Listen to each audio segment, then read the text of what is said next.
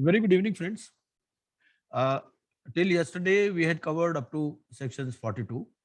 Now, we will cover section 43 onwards. Preferential transactions. Preferential transactions, what is the meaning? Preferential transaction means when there is an alteration in the priority of payment so that more preference is given to a particular person, then it is called as a preferential transaction. And the where the liquidator or the resolution professional, as the case may be. So who is deciding, who is determining that the transaction is a preferential transaction? The liquidator or the resolution professional, as the case may be, is of the opinion. So first of all, he will form an opinion, and in the timelines it says within 75 days that the corporate debtor has at a relevant time. Relevant time means different for different types of persons. For related parties, it is 2 years normally, and for unrelated parties, it is 1 year. At a relevant time, given a preference in such transactions and in such manner as laid down in subsection 2 to any persons as referred to in subsection 4, he shall apply to the adjudicating. He shall. So it is mandatory to apply. It is not his discretion. There have been cases where they just pointed out in the progress report, because this liquidator or the resolution professional is required to submit periodical progress reports. Resolution professional normally furnishes progress report after every COC meeting, and the liquidator is required to submit quarterly progress reports. But simply mentioning it in the progress report is not sufficient, and he has to specifically apply to the adjudicating authority for avoidance of preferential transactions and for one or more of the orders referred to in section 44. Now, when the corporate debtor shall be deemed to have given a reference, मैं और भी किसी को host बना देता हूं. Sir मुझे बना दो, मैं ऐड करता रहूंगा. हाँ, मैं आपको बनाता हूँ. Good evening sir. Okay, good evening. So, when the corporate debtor shall be deemed to have given a preference, if pehla, if there is a transfer of property or an interest thereof of the corporate debtor for the benefit of a creditor or a surety or a guarantor for or on account of an antecedent financial debt or operational debt or other liabilities owed by the corporate debtor. ठीक है. इस case में क्या हो रहा है? पहली बात में ट्रांसफर ऑफ प्रॉपर्टी हो रही है या इंटरेस्ट हो रहा है. इंटरेस्ट किसका? प्रॉपर्टी का. Of the corporate debtor for the benefit of a credit. उसने किसी क्रेडिटर के बेनिफिट के लिए, किसी श्योरिटी के या गारंटर के, जिसमें क्या था, पहले से कोई फाइनेंशियल डेट था या कोई ऑपरेशनल डेट था या कोई अदर लाइबिलिटीज थी, owned by the corporate debtor. ठीक है. उसने क्या किया? ट्रांसफर ऑफ प्रॉपर्टी कर दिया. और कैसा ट्रांसफर ऑफ प्रॉपर्टी कर दिया? दूसरा, the transfer under clause A has the effect of putting such creditor or a surety or a guarantor in a beneficial position than it would have been in the event of a distribution of assets being made in accordance with section 53. उसने ऐसा कोई transfer of property कर दिया या ऐसा transfer of interest of property कर दिया किसी क्रेडिटर, श्योरिटी या गारंटर के फेवर में, जिससे उस क्रेडिटर, श्योरिटी या गारंटर वो बेनिफिशियल पोजीशन में आ गया. ठीक है. 53 में हमें पता है कि order of priority of payment होता है. ठीक है. सिक्योर्ड क्रेडिटर, अनसिक्योर्ड, इस तरह से. मतलब अगर अनसिक्योर्ड को सिक्योर्ड बना दिया तो इसमें आ जाएगा. ठीक है ना. अगर ऑल्ट्रेशन हो गया, जो डिस्ट्रीब्यूशन ऑफ एसेट्स है, जो अगर ये ट्रांजेक्शन ना करता, उससे अब चेंज हो गया इस ट्रांसफर की वजह से. ठीक है. तो ये जो है फिर किस में आ जाएगा? आपका प्रेफरेंशियल ट्रांजेक्शन. दूसरा, for the purpose of subsection 2 A preference shall not include the following. तो ये कुछ एक्सक्लूजन है. पहला, अगर ऑर्डिनरी कोर्स ऑफ बिजनेस में किया है, और financial affairs of the corporate debtor और द ट्रांसफर. ठीक है. तो ऑर्डिनरी कोर्स ऑफ बिजनेस में है तब कोई दिक्कत नहीं. या any transfer creating a security interest in property acquired by the corporate debtor to the extent that पहला such security interest secures new value। इसका क्या मतलब है? इसका मतलब ये है कि पहले उसने 100 करोड़ का लोन लिया हुआ था, अब उसने नया जैसे इंटरम फाइनेंस होता है तो उसने 150 करोड़ का नया लोन ले लिया। तो जो नया लोन ले लिया उसके लिए अगर वो कोई सिक्योरिटी दे रहा है तो उसमें भी तो ट्रांसफर ऑफ प्रॉपर्टी इन्वॉल्व है ना, या ट्रांसफर ऑफ इंटरेस्ट इन्वॉल्व है, लेकिन उसमें नई वैल्यू मिल रही है। अगर मान लो पहले से ही उसने 100 करोड़ का लोन ले रखा था और उसको ही उसने एडिशनल सिक्योरिटी दे दी तो वो प्रेफरेंशियल ट्रांजैक्शन में आ जाएगी। लेकिन अगर उसको उसके बदले में कुछ नई वैल्यू मिल गई, ठीक है ना, भाई उसने 100 करोड़ का उसका लोन पहले ले रखा था, अब 50 करोड़ का नया लोन ले लिया, उसके लिए कोई सिक्योरिटी दे दी तो वो फिर प्रेफरेंशियल में नहीं होगी। ठीक है, such security interest secures new value and was given at the time of or after the signing of a security agreement that contains a description of such property as security interest and was used by the corporate debtor to acquire such property। ठीक, तो basically बात इसमें यही है मोटा मोटा कि भाई नई वैल्यू क्रिएट हो रही है। दूसरा, such transfer was registered with an information utility on or before 30 days after the corporate debtor receives possession of such property. तो ये जो ट्रांसफर है it was registered with an information utility, क्योंकि हमने क्या पढ़ा है कि एक ही इंफॉर्मेशन यूटिलिटी है, national e governance services limited NESL। अगर उसके पास कोई भी ट्रांसफर रजिस्टर्ड है तो ये मान लिया जाता है कि पब्लिक नोटिस है सबको, ठीक है ना, और उसको ऑर्डिनरली चैलेंज नहीं किया जा सकता। तो अगर ऐसी कोई ट्रांसफर रजिस्टर्ड है on or before 30 days after the corporate debtor receives position of such property, तो वो उस केस में क्या होगा कि ये एक्सक्लूड हो जाएगी। किससे एक्सक्लूड हो जाएगी? प्रेफरेंशियल से। ठीक है, तो प्रेफरेंशियल का क्या है, अगर एक आदमी चैलेंज करेगा तो दूसरे के पास काउंटर क्या है, दूसरी, क्योंकि दूसरी पार्टी उसको कई बार चैलेंज करती है, भाई इसने आरपी ने कह दिया जी ये प्रेफरेंशियल ट्रांजैक्शन है, कंपनी कहेगी नहीं है, कंपनी कहेगी मैंने तो ये प्रॉपर्टी ट्रांसफर की, मैंने उसके बदले में जी नया लोन लिया है, या ये ऑलरेडी इंफॉर्मेशन यूटिलिटी के पास रजिस्टर्ड है।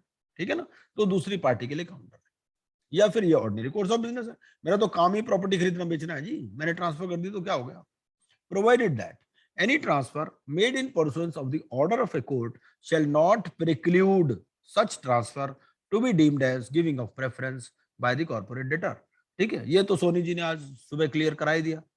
shall not preclude, shall not preclude मतलब include, मतलब कई बार ऐसा होता है कि कोर्ट ने कोई ट्रांसफर ऑर्डर कर दिया तो उसको भी आप चैलेंज कर सकते हो, क्योंकि कोर्ट ने जो उसके सामने फैक्ट्स रखे गए उनके बेसिस पर डिसीजन दिया। ठीक है, तो हो सकता है कि कंप्लीट फैक्ट्स उनके सामने नहीं हो, कंप्लीट पर्सपेक्टिव नहीं हो, तो उसको भी आरपी या लिक्विडेटर चैलेंज कर सकता है। ठीक है, आगे explanation. For the purpose of subsection 3 of this section, new value means, देखो नई वैल्यू का क्या मतलब है, मनी और इट्स वर्थ इन गुड्स। अब आप देखो कि न्यू वैल्यू में आपने सिर्फ फाइनेंशियल क्रेडिटर को नहीं इंक्लूड किया, आपने ऑपरेशनल क्रेडिटर को भी इंक्लूड कर लिया। ठीक है, वो क्यों इंक्लूड कर लिया? वो कहता है यार तुम्हारी कंपनी बंद होने वाली है, तुम कह रहे हो मेरे को माल सप्लाई कर दो, मेरे को क्या सिक्योरिटी दे रहे हो, माल भी ले लोगे मुझसे, पैसे भी ना दोगे। ठीक है, वो कह देता है ऐसा जी मैं सिक्योरिटी इंटरेस्ट क्रिएट कर देता हूँ प्रॉपर्टी में, ये मैं जो कंस्ट्रक्शन करवा रहा हूँ ना आपसे, ये कंस्ट्रक्शन भी आपके उसमें रहेगी लियन में जब तक मैं पेमेंट नहीं कर देता। ठीक है, तो ये हो गया आपका न्यू वैल्यू मींस मनी और it's worth in goods services और न्यू क्रेडिट। ठीक है, आपने नया लोन ले लिया या नई सर्विसेज ले ली, और release by the transferee of property previously transferred to such transferee in a transaction that is neither void nor voidable by the liquidator or the resolution professional under this code, including proceeds of such property, but does not include a financial debt or operational debt substituted for existing financial debt or operation। मतलब नया कुछ होना चाहिए, ये नहीं पुराने वाला। अगर अब आप नई वैल्यू में कह दो कि जी ऐसे है पुराने वाला तो पेमेंट कर देता हूं मैं 100 और नया 100 दे देता हूं, वो नहीं, वो तो सब्सटीट्यूशन हो गया ना। सब्सटीट्यूशन में नई वैल्यू क्रिएट होनी चाहिए, या तो नया माल मिले, नए पैसे मिले, या नई गुड्स या सर्विसेज मिले, उसके बदले में अगर हमने कोई ट्रांसफर की है तो वो फिर इसमें प्रेफरेंशियल में नहीं आएगी। ठीक है, चौथा, a preference shall be deemed to be given at a relevant time, अगर रिलेटेड पार्टी है तो रिलेटेड पार्टी में 524 में डेफिनेशन दे रखी है, other than by reason only of being an employee during the period of 2 years preceding the insolvency commencement date. तो उस केस में 2 साल का पीरियड है। और if reference is given to a person other than a related party, तो उस case में 1 साल का पीरियड है। ये है हमारा प्रेफरेंशियल ट्रांजैक्शन। ठीक है, तो 43 में किसी का कोई सवाल हो तो पूछ सकते, नहीं तो आगे 44 पे चलते हैं। मैं तो ये कहूंगा कि मैं ये 3-4 सारी समझा देता हूं आपको, उसके बाद में आपके सारे सवाल इकट्ठे ले लेंगे, क्योंकि ये 4-5 अगर आप इकट्ठी समझ लोगे ना तो ज्यादा सही है। मैं अपनी तरफ से इंक्लूड करता रहूंगा जहां जहां पर भी एग्जांपल देने की जरूरत है, या जहां मुझे लगता है कि थोड़ा समझने में दिक्कत हो सकती है, तो मैं अपने आप से उसको समझाता रहूंगा। 44 बात करता है कि orders in case of preferential transaction, orders in case of preferential transactions. The adjudicating authority may on an application made by the result, अब इसमें 43 में इसने एप्लीकेशन लगाई थी, ठीक है ना, अंडर सबसेक्शन। तो अब ये क्या करेगा, ये करेगा ऑर्डर्स का मतलब, ये ऑर्डर क्या देगी एडजुडिकेटिंग अथॉरिटी, तो वो क्या कहता है, वो ये कहता है require any property transferred in connection with the giving of the preference to be vested in the corporate debtor. उसको उल्टा करो ट्रांजैक्शन को, कॉर्पोरेट डेटर ने ट्रांसफर कर दी थी, दोबारा कॉर्पोरेट डेटर को दो, ठीक है। दूसरा, require any property to be so vested if it represents the application either of the proceeds of sale of property so transferred or of money so transferred. इसने प्रॉपर्टी दी थी, उसने प्रॉपर्टी बेच के बैंक में पैसे जमा करा दिए, एफडी करा दी, तो वो एफडी लाओ, ठीक है। जो प्रोसीड्स ऑफ सेल है ये सो transferred or of money so transferred, ठीक है। तो अगर वो प्रॉपर्टी है तो प्रॉपर्टी वापस करो कॉर्पोरेट डेटर को, क्यों प्रेफरेंशियल ट्रांजैक्शन का इफेक्ट रिवर्स करना है, ठीक है। अगर उसने उसका कैरेक्टर चेंज कर दिया है तो वो चेंज वाली चीज लाओ, ठीक है। रिलीज और डिस्चार्ज इन होल और in part of any security interest created by the corporate debtor. जो इसने सिक्योरिटी इंटरेस्ट क्रिएट किया था उसको रिलीज करो या डिस्चार्ज करो, ठीक है। Require any person to pay such sum in respect of benefits received by him from the corporate debtor, such sums to the liquidator or the resolution professional at the adjudicating authority may direct, ठीक है। अगर उसने कोई benefit receive कर लिया तो वो corporate debtor को देगा। इसने प्रॉपर्टी ट्रांसफर की, प्रॉपर्टी उसने किराए पे चढ़ा दी, उससे उसको किराया आ गया, भैया किराया भी वापस दे, ठीक है। Direct any guarantor whose financial debts or operational debts owed to any person were released or discharged in whole or in part by the giving of preference to be under such new or revived financial debts or operational debts to that person as the adjudicating authority deems appropriate। तो जो guarantor है जिसके जो financial debts या operational debts owed to any person were released or discharged by the giving of the preference, ठीक है।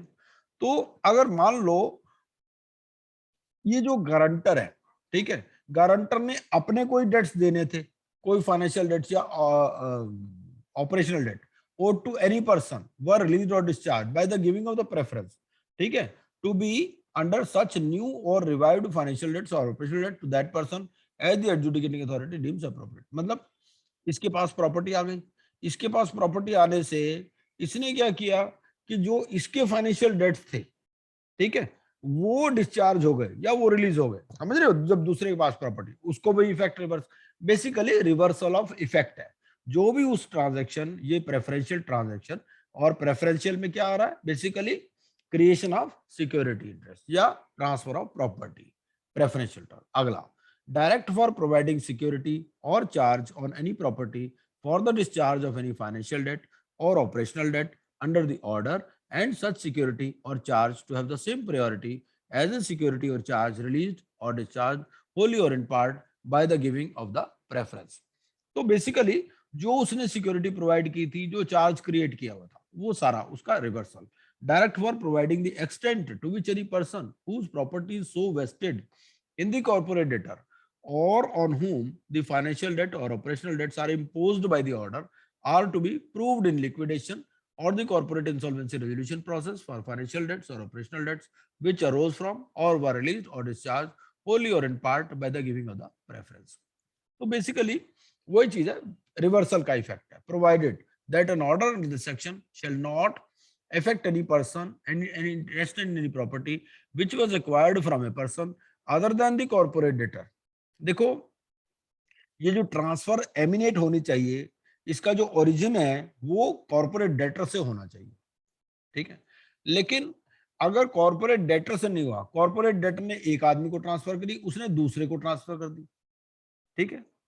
तो उस केस में क्या होगा, और any interest derived from such interest and was acquired in good faith and for value, वो transfer of property act में भी आता है कि if any property is acquired for consideration in good faith and for value, तो उसका effect reverse नहीं होता। यहां पर क्या कह रहा है, अगर कॉर्पोरेट, क्योंकि कॉर्पोरेट डेटर सीआईआरपी में है, अगर कॉर्पोरेट डेटर ने ट्रांसफर की है तो उसका इफेक्ट रिवर्स हो जाएगा।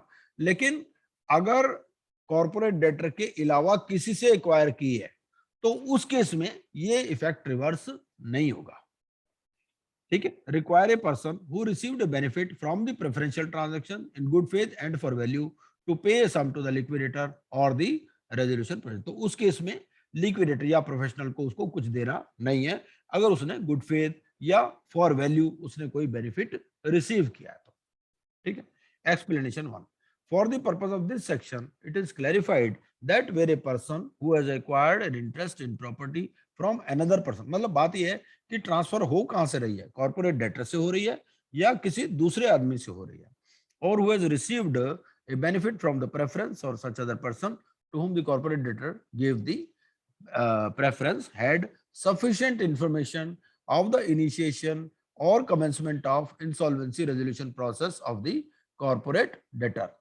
अब इस केस में क्या है कि ये जो है, अगर उसको ये पता था कि इस कंपनी की सीआईआरपी शुरू हो रही है, ठीक है, या वो रिलेटेड पार्टी है, तो ये मान लिया जाएगा कि ये जो इंटरेस्ट एक्वायर्ड था या जो बेनिफिट रिसीव था, it was not in good faith, ठीक है। तो अगर उस बंदे को ये पता है, चाहे उसने कॉर्पोरेट डेटर से नहीं भी ली ट्रांसफर, मतलब दो ट्रांजैक्शन होगी, कॉर्पोरेट डेटर ने किसी बंदे को दी प्रॉपर्टी, उससे तीसरे के पास गई, ठीक है ना, तो तीसरे से प्रॉपर्टी वापस कब होगी, अगर उसको ये पता था कि इस कंपनी की सीआईआरपी शुरू होने वाली, मतलब वो ट्रांजैक्शन डिजाइन ऐसे की गई, ठीक है। कॉर्पोरेट डेटर ने पहले एक बंदे को दी, इन गुड फेथ दी, for consideration in ordinary course of business जैसे भी, और वहां से दूसरे के पास गई, ठीक है। लेकिन अगर तीसरे बंदे को भी ये पता था कि इसकी सीआईआरपी शुरू होने वाली है या वो रिलेटेड पार्टी है, तो ये अज्यूम कर लिया जाएगा कि इट वाज एक्वायर्ड और the benefit was received other then in good faith, ठीक है ना, अनलेस द कॉन्ट्ररी शोन, तो उस केस में भी इफेक्ट रिवर्स हो जाएगा। Explanation 2, a person shall be deemed to have sufficient information or opportunity to avail such information if a public announcement regarding the CIRP has been made under section 13। अगर CIRP की public announcement हो चुकी है तो ये मान लिया जाएगा कि उसके पास सफिशिएंट इन्फॉर्मेशन थी, ठीक है। इसका क्या मतलब है, इसका मतलब ये कि पब्लिक अनाउंसमेंट के बाद तो कोई ट्रांसफर हो ही नहीं सकती, ठीक है, चाहे उसको पता था चाहे नहीं पता था। दूसरी टाइप की ट्रांजैक्शन है under valued transaction. Under valued का क्या मतलब है, आपने एक प्रॉपर्टी 500 करोड़ की खरीदी, आपने उसको 300 में ट्रांसफर कर दिया, ठीक है, ये होती है अंडर वैल्यूड। इसमें भी दोनों है, लिक्विडेटर और दी रेजोल्यूशन। तो पहले जो प्रेफरेंशियल ट्रांजैक्शन थी उसमें भी कौन थे, रेजोल्यूशन प्रोफेशनल और लिक्विडेटर। यहां पर भी क्या है, इफ द लिक्विडेटर और the resolution professional as the case में be on an examination of the transactions of the corporate debtor refer to in subsection 2, यहां पर वो डिटरमिन कर रहा है, क्या डिटरमिन कर रहा है कि भाई कुछ ट्रांजैक्शन थी जो which were made during the relevant period under section 46 which were undervalued, ठीक है। तो ये एप्लीकेशन देगा एडजुडिकेटिंग अथॉरिटी को, भाई इन ट्रांजैक्शंस को आप वॉइड डिक्लेयर करो और इसका इफेक्ट रिवर्स करो, ठीक है। A transaction shall be considered under valued कब मान ली जाएगी, पहली अगर फ्री फंड में दे दो, मेक्स ए गिफ्ट, ठीक है, आपने चीज खरीदी है आपने उसको फ्री में दे दिया दूसरे, या enters into a transaction with a person which involves the transfer of one or more assets by the corporate debtor for a consideration the value of which is significantly less than the value of the consideration provided by the corporate debtor, ठीक है। Corporate debtor ने वो चीज 5 करोड़ की खरीदी थी, उसको वो 2 करोड़ में दे रहा है या उसको 50,000 में दे रहा है, मतलब फ्री में नहीं दे रहा, ठीक है, बिल भी काट रहा है बकायदा, ठीक है, लेकिन फिर भी वो अंडर वैल्यू ट्रांजेक्शन हो जाएगी अगर जितने की वैल्यू पे उसने लिए और सिग्निफिकेंटली लेस है, सिग्निफिकेंटली भी इंपॉर्टेंट है, सिग्निफिकेंटली, ऐसा नहीं कि 2-4 रुपए का फर्क हो या 2-4 हजार का फर्क हो, अगर सिग्निफिकेंट है, अब सिग्निफिकेंट जो है वो तो फिर naturally it is a fact of determination, and such transaction has not taken place in the ordinary course of business of the corporate. तो ऑर्डिनरी कोर्स ऑफ बिजनेस में नहीं होनी चाहिए, या तो फ्री फंड में दो या कंसिडरेशन सिग्निफिकेंटली लेस है तो वो अंडर वैल्यूड ट्रांजैक्शन। अगला रेलेवेंट पीरियड, इसके लिए रेलेवेंट पीरियड क्या है, इसमें ये है कि in an application for avoiding a transaction at undervalue the liquidator और the resolution professional as the case में बी शैल डेमोन्स्ट्रेट, क्या बताएगा ये कहता है कि भाई such transaction was made with any person within the period of 1 year, तो किसी पर्सन के साथ 1 साल है और रिलेटेड पार्टी है तो 2 ईयर्स है, ठीक है। अब आप इसको अगर उससे ऊपर वाले से देखें, यहां पर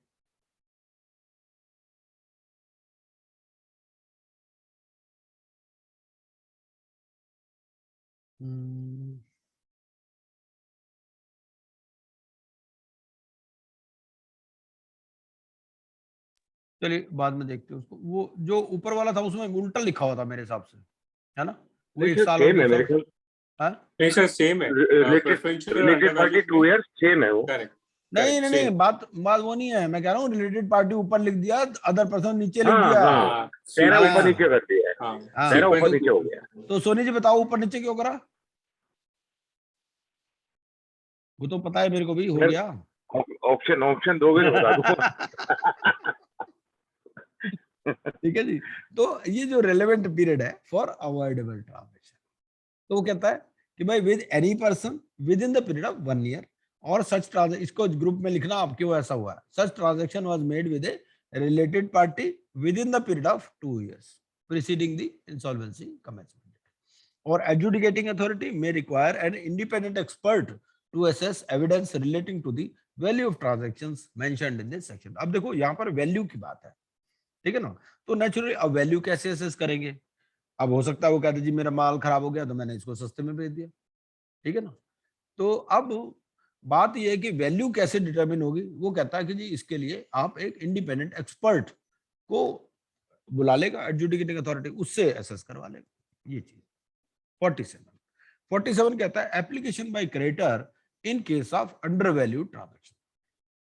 अब यहां पर क्या है, यहां पर यह है कि भाई कई बार क्या होता है कि लिक्विडेटर खुद भी इन्वॉल्व हो जाता है या आरपी खुद भी इन्वॉल्व हो जाता है, भाई लिक्विडेटर ने बेचनी है चीजें, जो लिक्विडेटर बेच रहा है और लिक्विडेटर मान लो 10 करोड़ की चीज को 2 करोड़ में बेच देगा, ठीक है, लिक्विडेटर मान लो मिल जाए, तो उस केस में लिक्विडेटर खुद तो चैलेंज करेगा नहीं, ठीक है ना, जब लिक्विडेटर खुद नहीं चैलेंज करेगा तो कौन चैलेंज करेगा, अगर कोई अंडर वैल्यू ट्रांजैक्शन हो गई और लिक्विडेटर या जो आरपी है उसने रिपोर्ट नहीं किया, तो कोई भी क्रेडिटर, मेंबर या partner of a corporate debtor वो भी एप्लीकेशन दे सकता है to declare such transactions void and reverse their effect in accordance with this chapter, ठीक है, तो उस केस में वो एप्लीकेशन बाय क्रेडिटर भी हो सकती है अगर आरपी या लिक्विडेटर रिपोर्ट नहीं करता, वो कब रिपोर्ट नहीं करेगा, खुद मिला होगा तो, ठीक है ना, where the adjudicating authority after examination of the application made under subsection 1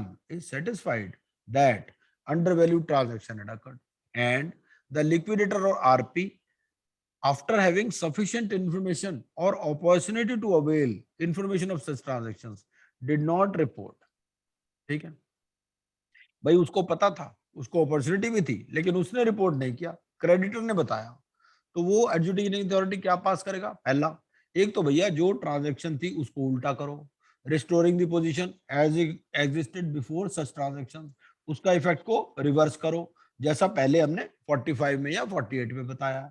दूसरा, बोर्ड को बोलो भैया इस लिक्विडेटर या आरपी के अगेंस्ट में डिसिप्लिनरी प्रोसीडिंग शुरू करो, ठीक है, क्योंकि ये किस बेस पे डिटरमिन करेगा, वो एक्सपर्ट के बेस पे वैल्यूअर से वैल्यू निकलवा लेगा कि भाई ये ट्रांसफर हुई है, सिग्निफिकेंटली लेस देन हुई है और इसने रिपोर्ट नहीं करी, तो कह देगा भाई बोर्ड को लिखो इसके अगेंस्ट में डिसिप्लिनरी एक्शन शुरू करो, तो यहाँ पर आरपी या लिक्विडेटर के अगेंस्ट में डिसिप्लिनरी प्रोसीडिंग शुरू हो जाती है।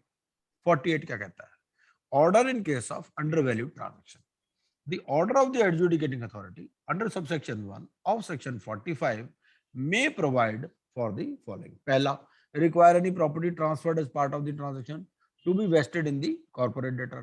भाई वहां से ट्रांसफर हुई है, ये बात कहां की कर रहा है, ये 45 की बात कर रहा है, ठीक है। 45 क्या था हमारा सेक्शन, क्योंकि ये 45 48 को दोनों को मिला रहा है साथ में, ठीक है ना। आपने पहले भी देखा होगा कि यहां पर भी इसे 45 या 48 की बात करता है,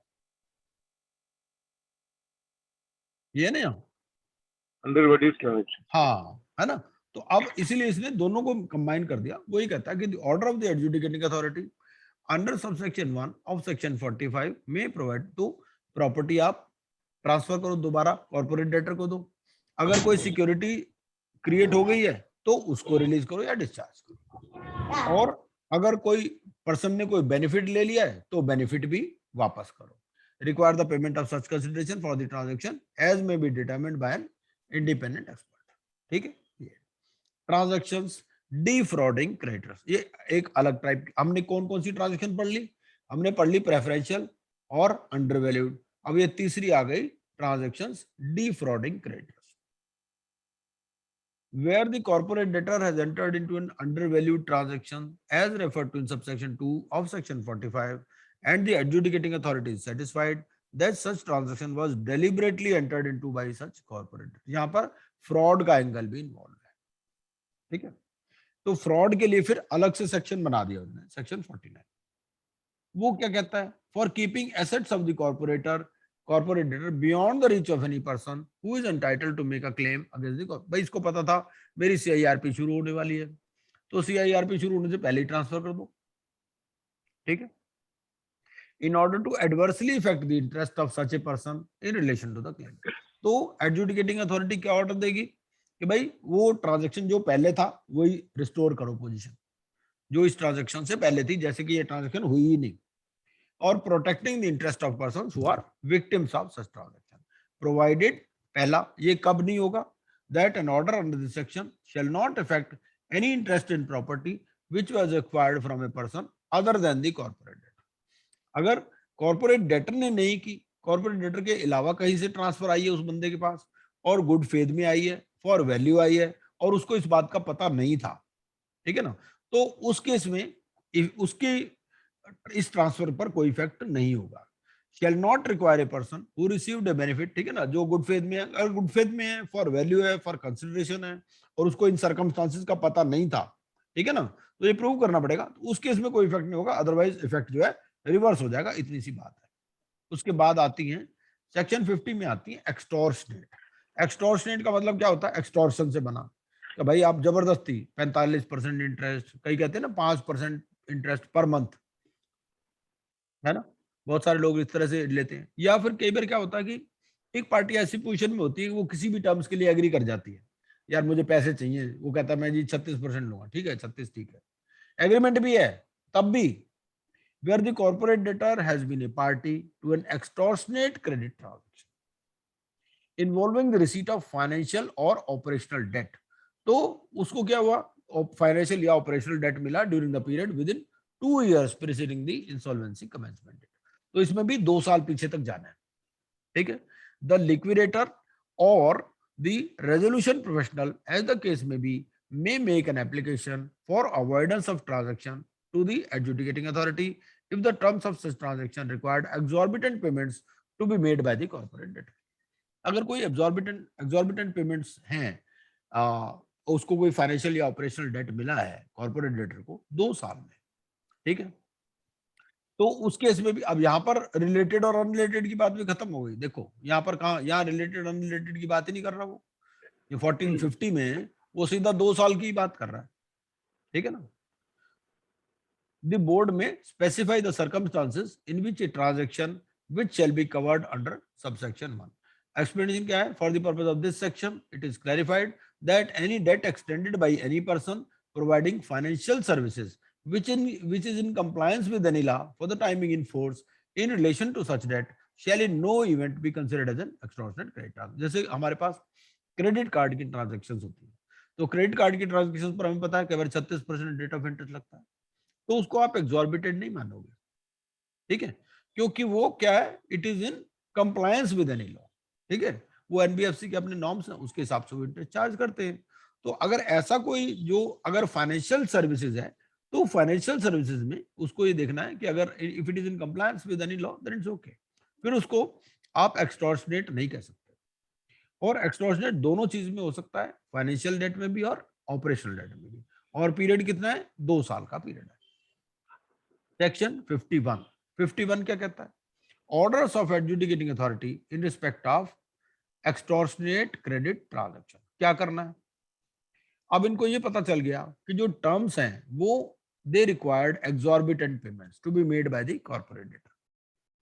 तो सबसे पहले तो रिस्टोर कर देगी पोजीशन जो पहले थी इस ट्रांजैक्शन से पहले। दूसरा, set aside the whole or part of the debt created on account of the extortionate credit transaction. इसका क्या मतलब है, भाई ऐसा है आपने 100 रुपए लिए थे, आपने कह दिया जी 36% रेट ऑफ इंटरेस्ट होगा, 36% वो मान लोग मानते हैं एग्जॉर्बिटेंट है, 2 साल आपने इंटरेस्ट भी पेमेंट नहीं किया, 172 हो गया, ठीक है ना। तो वो जो 72 वाला पोर्शन है उसको वो कम कर देंगे, ये मतलब है।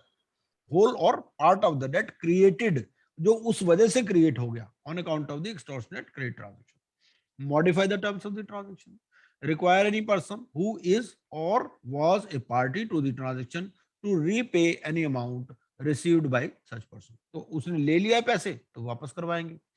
अगर कोई सिक्योरिटी इंटरेस्ट क्रिएट हो गया as part of the extortionate credit transaction to be relinquished in favour of the liquidator और द रेजोल्यूशन पर्सन। अब उसने क्या किया, उसने कह दिया भैया 36% पे मैं दूंगा और मुझे सिक्योरिटी भी चाहिए। तो ऐसी कोई सिक्योरिटी जो क्रिएट कर दी, उस सिक्योरिटी को भी रिलिंक्विश करना पड़ेगा इन फेवर ऑफ लिक्विडेटर या रेजोल्यूशन पर्सन। अब रिलिंक्विश क्यों वर्ड यूज किया गया, रिलिंक्विश इसीलिए बेसिकली यूज किया गया क्योंकि जो लिक्विडेटर है उसके केस में लिक्विडेटर इज ए ट्रस्टी, यहाँ पर कंपनी की भी खत्म हो गई। कंपनी जब लिक्विडेशन में आ जाती है तो लिक्विडेटर ही ट्रस्टी बन जाता है। तो यहाँ पर इन्होंने रिलिंक्विश वर्ड यूज किया। 52 बात करता है सिक्योर्ड क्रेडिटर इन लिक्विडेशन प्रोसीडिंग्स। ये क्या कहता है, तो 51 तक ये हमारा ट्रांजेक्शंस वाला पीरियड खत्म हो गया। 2 सेक्शन में और ले लेता हूं, उसके बाद में फिर हम सारे क्वेश्चन आंसर जो भी आपके होंगे वो हम ले लेंगे। सिक्योर्ड क्रेडिटर के बारे में हमने कई बार डिस्कस किया है। सिक्योर्ड क्रेडिटर क्या होता है, सिक्योर्ड क्रेडिटर ये होता है कि भाई आपने किसी बंदे से 100 करोड़ का लोन ले रखा है, उसको सिक्योरिटी दे रखी है, ठीक है। तो चाहे लिक्विडेशन स्टार्ट हो जाए, कुछ मर्जी हो जाए, हर पे उन्होंने क्या कहा, सब्जेक्ट टू सेक्शन 52। अब आ गए 52 पे, मतलब अगर किसी के पास सिक्योरिटी है और कंपनी उसको वो एक्सरसाइज नहीं करने दे रही, उसको नहीं बेचने दे रही, तो वो कोर्ट में जा सकता है, उसमें सूट या प्रोसीडिंग अलाउड है, लिक्विडेशन होने के बावजूद भी, मोरेटोरियम लगने के बावजूद भी। इसके पास क्या ऑप्शन है, इसके पास 2 ऑप्शन है, या तो जो इसका सिक्योरिटी इंटरेस्ट है उसको रिलिंक्विश कर दे, वो कह दे ये ऐसा है। वो किस केस में रिलिंक्विश करेगा, अगर उसको लगेगा कि भाई देखो ऐसे है, मैंने 100 करोड़ का इसको लोन दिया था लेकिन प्रॉपर्टी ओवर वैल्यूड थी, है ना, प्रॉपर्टी बेच के हो सकता है मुझे 10 भी ना मिले, ठीक है ना। वैल्यूर से वैल्यूएशन के टाइम पे अगर लोन के लिए लोग करा लेते हैं, ओवर वैल्यू करा लेते हैं, तो उसको अगर लगता है कि भाई ये तो ओवर वैल्यूड प्रॉपर्टी है, तो वो क्या करेगा, रिलिंक्विश कर देगा। अगर उसको लगेगा कि भाई ये वैल्यू प्रॉपर है, मुझे अब मेरा लोन रिकवर हो जाएगा, तो वो रिलिंक्विश नहीं करेगा, है ना। दोनों ऑप्शन है, मे है, ठीक है ना। मे का मतलब किसके पास ऑप्शन है, सिक्योर्ड क्रेडिटर के पास, या तो रिलिंक्विश कर दे to the liquidation estate. Liquidation estate हमने पढ़ लिया कहां पर, 36 में। तो लिक्विडेशन एस्टेट में भी सिर्फ वही प्रॉपर्टी आती हैं जो कि सिक्योर्ड नहीं है। अगर सिक्योर्ड वाली प्रॉपर्टी लिक्विडेशन में तभी आएगी अगर वो रिलिंक्विश हो जाएगी, ठीक है। तो 36 को आप एक बार दोबारा रिविजिट कर लीजिएगा, मैं यहाँ पे दोबारा दिखा देता हूँ आपको 36 एक मिनट के लिए।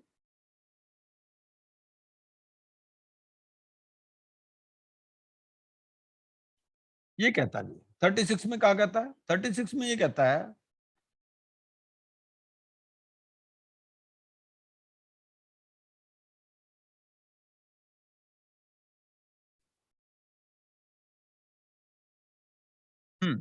जी, जी पॉइंट अगर आप देखेंगे, any assets of the corporate debtor in respect of which a secured creditor has relinquished security interest. अगर उसने रिलिंक्विश कर दिया है तो लिक्विडेशन एस्टेट का पार्ट बनेगी, नहीं तो उसको बेचने का राइट नहीं, वो तो बेचने का राइट उसके पास है, सिक्योर्ड क्रेडिटर के पास, ठीक है ना।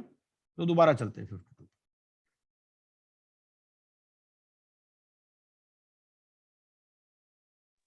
तो इसमें केस भी है ना एक हाँ है गुजरात एनआरई कॉप कर हाँ। तो इसमें क्या करना है, सिक्योर्ड क्रेडिटर लिक्विडेशन प्रोसीडिंग में रिलिंक्विश भी कर सकता है and receive the proceed from the sale of assets by the liquidator. तो 53 में भैया लिक्विडेटर को कहेगा तुम ही बेच लो, मैं तो अपना सिक्योरिटी रिलिंक्विश करता हूं। दूसरा, रियलाइज कर ले security in the manner specified in this section. Specified मतलब रेगुलेशन। रेगुलेशन क्या बोलते हैं? रेगुलेशन बोलते हैं कि भाई ये उसको एक वैल्यू बताएगा, एक टाइम देगा लिक्विडेटर को, लिक्विडेटर के पास भी रिवर्ट करने के लिए टाइम है, ये इसको बताएगा ऐसा है जी ये मेरे पास सिक्योरिटी है, मैं इसको एक्सरसाइज करना चाहता हूं। सबसे पहले तो वो प्रूव करेगा अपना सिक्योरिटी इंटरेस्ट। वो कहेगा देखो जी ये मेरे पास चार्ज है, ठीक है, और मेरे को आप इसको रियलाइज करने दो, ठीक है। अगर वो कोई ऑब्स्ट्रक्शन उसमें ऑब्स्ट्रक्शन करता है तो वो फिर एडजुडिकेटिंग अथॉरिटी के पास जा सकता है, ये बंदा सिक्योर्ड क्रेडिटर, ठीक है। दूसरी बात, उसको बताएगा वैल्यू कि ऐसा है जी ये 100 करोड़ का मेरा लोन है, ये जो प्रॉपर्टी मेरे को आपने सिक्योरिटी दे रखी है मेरे को लगता है कि 80 में बिक जाएगी, ठीक है। चाहे वो अल्टीमेटली 75 में बिके, उसका 80 लेस हो जाएगा सिक्योर्ड क्रेडिटर का, और बाकी जो बचा 20 वो उसके लिए अनसिक्योर्ड क्रेडिटर बन जाएगा, ठीक है। अब उसने एक वैल्यू इंडिकेट कर दी, लिक्विडेटर कहता है नहीं जी ऐसा है 90 का बायर तो मेरे पास है, तो मैं 90 में बेच लूंगा इसको। तीसरी बात, तीसरी बात ये कि किसी ऐसे आदमी को सिक्योर्ड क्रेडिटर नहीं बेच सकता जो कि 29A में इनएलिजिबल है, ये भी हम पढ़ चुके हैं, ठीक है। ना तो लिक्विडेटर बेच सकता, ना सिक्योर्ड क्रेडिटर बेच सकता। तो सिक्योर्ड क्रेडिटर ऐसा नहीं कि अपने आप ही बेच बाच के खत्म कर लेगा, ऐसा नहीं है। सबसे पहले अपना सिक्योरिटी इंटरेस्ट प्रूव करेगा लिक्विडेटर के सामने, उसके बाद में उसकी कंसेंट से, उसकी इंटीमेशन से, अगर वो इसको ऑब्जेक्ट नहीं करता, वो ऑब्जेक्शन किस बात पे रेज कर सकता है लिक्विडेटर? बायर के ऊपर कर सकता है कि भाई ये बायर तो इनएलिजिबल है 29A में, तो इसको आप कैसे बेच रहे हो। या फिर वो अमाउंट पे कर सकता है कि भाई जितने अमाउंट में आप बेचना चाह रहे हो उससे ज्यादा का बायर तो मेरे पास है, ठीक है। लेकिन टाइम पीरियड है, वो सब हम रेगुलेशन में पढ़ेंगे। रियलाइज, ठीक है। तो दोनों ऑप्शन है, रिलिंक्विश करे या रियलाइज करे। Where the secured creditor realises security interest, ठीक है। अगर वो रियलाइज करता है तो उस केस में क्या होगा, he shall inform the liquidator of such security interest and identify the asset subject to such security interest to be realised. सबसे पहले इन्फॉर्म करेगा लिक्विडेटर को कि भाई मैं रियलाइज करना चाहता हूं, और आइडेंटिफाई करेगा एसेट को, ठीक है, कि जी ये इसकी सिक्योरिटी मेरे पास है। Before any security interest is realized by the secured creditor under the section, the liquidator shall verify such security interest. अब वो वेरीफाई करेगा भाई ठीक है इसके पास है भी या नहीं, and permit the secured creditor to realise only such security interest the existence of which may be proved. तो एग्जिस्टेंस उसको प्रूव करनी पड़ेगी। उसके लिए कहां से प्रूव करेगा? या तो इन्फॉर्मेशन यूटिलिटी से कोई रिकॉर्ड लाएगा, या भाई such other means as may be specified by the board. वो रेगुलेशंस में दे रखे हैं कि भाई किस किस तरह से वो प्रूव कर सकता है। अब fourth point is secured creditor may enforce, realize, settle, compromise or deal with the secured assets in accordance with such law as applicable to the security interest being realized and to the secured creditor, and apply the proceeds to recover the debts due to it. अब जो secured creditor है वो कुछ भी कर सकता है, enforce करेगा, रियलाइज करेगा, सेटल करेगा, कॉम्प्रोमाइज करेगा या डील करेगा with secured assets in accordance with such law as applicable, जो उस सिक्योरिटी इंटरेस्ट पर एप्लीकेबल है जो वो रियलाइज कर रहा है, ठीक है। जैसे मान लो माइनिंग है, अगर माइनिंग का उसके पास राइट है, तो माइनिंग के राइट पर अगर कोई रिस्ट्रिक्शन लगा रखी है गवर्नमेंट ने, तो उसको भी उसको टेक केयर करना पड़ेगा। अगर उसमें ये मैंडेट है कि भाई इसी दूसरे किसी जो लाइसेंसी है उसको ही ट्रांसफर करना है, तो उसको ही ट्रांसफर करना पड़ेगा। तो एज एप्लीकेबल जो उस सिक्योरिटी इंटरेस्ट पर लॉज एप्लीकेबल है उनके हिसाब से वो डील करेगा। If in the course of realizing a secured asset, any secured creditor faces resistance, अब ये इसको सिक्योरिटी तो दे रखी थी कॉर्पोरेट डेटर ने, लेकिन अब कॉर्पोरेट डेटर इसमें पंगे कर रहा है, वो रेजिस्टेंस क्रिएट कर रहा है, और any person connected therewith in taking position of selling or otherwise disposing of the security, the secured creditor may make an application to the adjudicating. तो ये एडजुडिकेटिंग अथॉरिटी को एप्लीकेशन देगा, to facilitate the secured creditor to realise such security interest in accordance with law. ठीक है, तो adjudicating authority के पास application लगाएगा। एडजुडिकेटिंग अथॉरिटी क्या करेगी? On receipt of an application में पास such order as may be necessary. ठीक है, where the enforcement of security interest under subsection 4 yields an amount by way of proceeds which is in excess। अब जो उसने security बेची, मान लो 100 करोड़ का उसका लोन था, अब तीन बातें हो सकती हैं भाई। 100 करोड़ की, उसके बाद जो प्रॉपर्टी या तो वो 100 में बिक जाए, 100 में बिक गई तो मामला नक्की खत्म। हो सकता है 105 में बिक जाए, 105 में बिक जाए तो भाई 5 वापस कर दो लिक्विडेटर को, और अगर 95 में बिकी तो 5 के लिए अनसिक्योर्ड की लाइन में लग जाओ। तीन ही सिचुएशन हो सकती है। यही सिचुएशन सेक्शन 7, ये सब सेक्शन 7 में दे रखी है। ठीक है, अगर एक्सेस है तो वो क्या करेगा? वो account to the liquidator, liquidator को बाकी सरप्लस दे देगा। And tender to the liquidator any surplus funds received from the enforcement of such assets. ठीक है, the amount of insolvency resolution process cost due from secured creditor who realize their security interest in the manner provided in this section shall be deducted from the proceeds of any realization by such secured creditor, and they shall transfer such amount to the liquidator to be included in the liquidation estate। इसका क्या मतलब है? इसका मतलब ये है कि अब देखो बेच कौन रहा है? सिक्योर्ड क्रेडिटर बेच रहा है। जब सिक्योर्ड क्रेडिटर बेच रहा है तो पैसे भी सिक्योर्ड क्रेडिटर के पास आ रहे हैं। हम लिक्विडेशन में पढ़ते हैं कि भाई लिक्विडेशन एस्टेट के बेसिस पर लिक्विडेटर को रिमंडरेशन मिलती है। अब जो पैसे, अब इसने जो प्रोसीड्स रियलाइज किए, ठीक है, तो उस केस में अब उसकी रिमंडरेशन भी तो बनती थी ना भाई। अगर यही चीज लिक्विडेटर बेचता तो उस पर उसको कमीशन मिलती, लिक्विडेटर रिमंडरेशन मिलती, 5% मिलती या जो भी मिलती। इसमें इसने क्योंकि सिक्योर्ड क्रेडिटर ने खुद ही बेच लिया, उसको तो कुछ मिला नहीं लिक्विडेटर को। तो ये क्या करेगा? ये जो amount of insolvency resolution process cost है जो इस पर ड्यू है सिक्योर्ड क्रेडिटर पर, जिसने अपना सिक्योरिटी इंटरेस्ट रियलाइज कर लिया है, ये डिडक्ट हो जाएगी from the proceeds of any realisation, और ये ट्रांसफर हो जाएगी लिक्विडेटर को, और वो लिक्विडेशन एस्टेट का पार्ट बन जाएगी। ठीक है, where the proceeds of the realization of the secured assets are not adequate to repay, ठीक है, debts due to the secured creditor, the unpaid debts of such secured creditor shall be paid by the liquidator in the manner specified in clause E of subsection 1 of section 53। तो अब हम इसको clause ई देख लेते हैं। तो clause ई क्या कहता है? क्लॉज ई कहता है, क्लॉज ई में आ जाएंगे, क्लॉज ई में आ जाएंगे, the following debt shall rank equally between, जो सेंट्रल गवर्नमेंट के हैं, सिक्योर्ड क्रेडिटर के हैं, तो यहां पर आ जाएगा, आगे ना पॉइंट 2 में, debts owed to a secured creditor for any amount unpaid following the enforcement of security. भाई दो बातें हैं, ये जो सिक्योर्ड क्रेडिटर या तो रियलाइज करेगा या नहीं करेगा। अगर रियलाइज करके बेच बाच के, सबसे पहली बात तो ये है, अगर कोई कमीशन वगैरह पेएबल है जो इंसॉल्वेंसी रेजोल्यूशन प्रोसेस या लिक्विडेशन प्रोसेस का पार्ट है, तो वो डिडक्ट हो जाएगा और लिक्विडेशन स्टेट में शामिल हो जाएगा। दूसरी बात, उसके पैसे कम रह गए, 100 के बदले में उसको 95 रिकवर हुए, तो 5 के लिए यहाँ पर लाइन में लग जाएगा वो ई के 2 में। ठीक है, आगे देखते हैं डिस्ट्रीब्यूशन ऑफ एसेट्स। अब हलवा तैयार हो चुका है बटने के लिए। डिस्ट्रीब्यूशन कैसे होगा? बेच बाच चुके, सब कुछ हो चुका। Notwithstanding anything to the contrary contained in any law enacted by the parliament or any state legislature।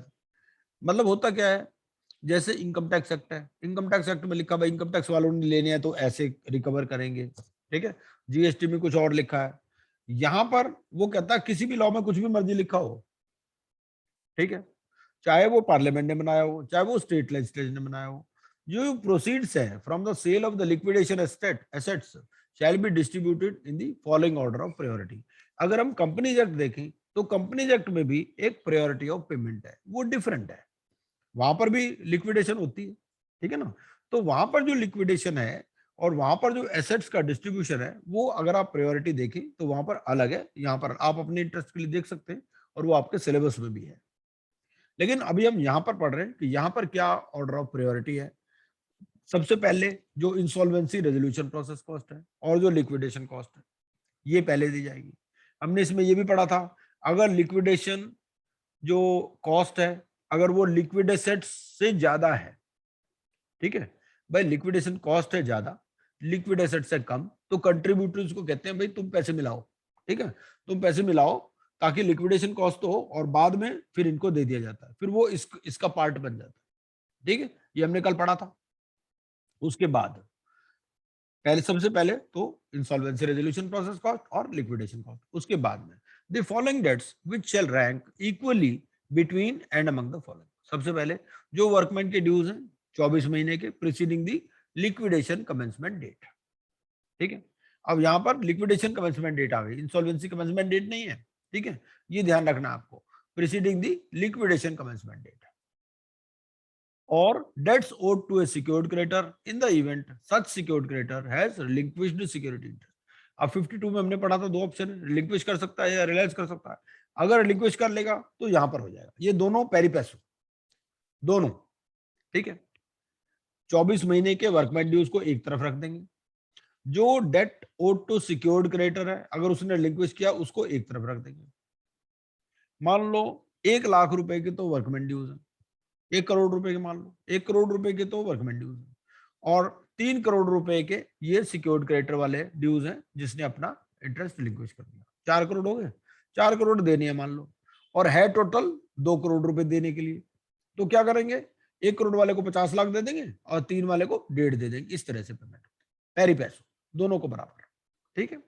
तीसरा wages and any unpaid dues owed to employees other than, तो ऊपर आ गया वर्कमैन, यहां पर आ गया अदर देन वर्कमैन, एम्प्लॉइज जो अदर देन वर्कमैन उनके लिए क्या है, उनके लिए 12 महीने की dues preceding the liquidation commencement date.